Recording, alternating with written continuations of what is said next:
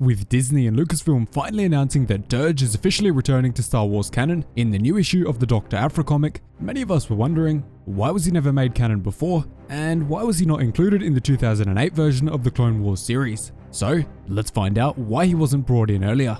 Before we get into it, make sure you're subscribed for more awesome Star Wars lore content. So early in the development of Star Wars The Clone Wars, while George Lucas, Dave Filloni and the other writers were still planning out the basis of the show, George himself told everyone that they would not be allowed to include bounty hunters in the show no matter what. George Lucas wanted the show to focus solely on the main conflict of the Clone Wars and the characters who were swept up in it. Obviously, however, not too long after, George and the others realized that there was a massive gap in the show that needed to be filled by a bounty hunter. After hearing this, Dave Filloni and Henry Gilroy, another major writer on the Clone Wars show, suggested that Durge be included as a continuation from the 2003 Clone Wars series and the other content from the Clone Wars multimedia project.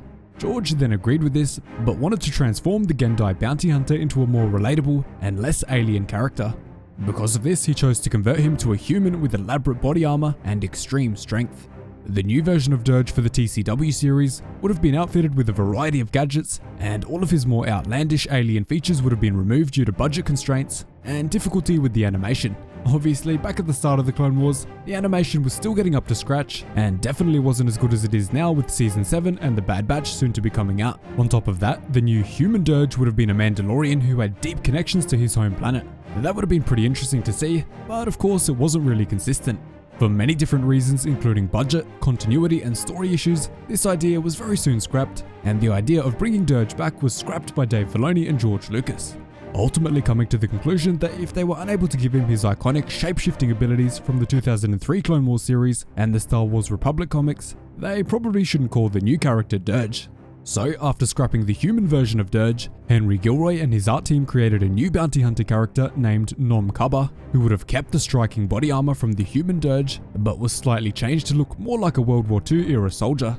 Once they showed it to Lucas, however, he wasn't on board and instead demanded that they create a character which drew inspiration from old spaghetti westerns. After hearing this demand, the writers and the artists got together and decided that they would base their new Western bounty hunter character off of Lee Van Cleef's performances in The Good, the Bad and the Ugly, and for a few dollars more, making him a traditional Western cowboy type character.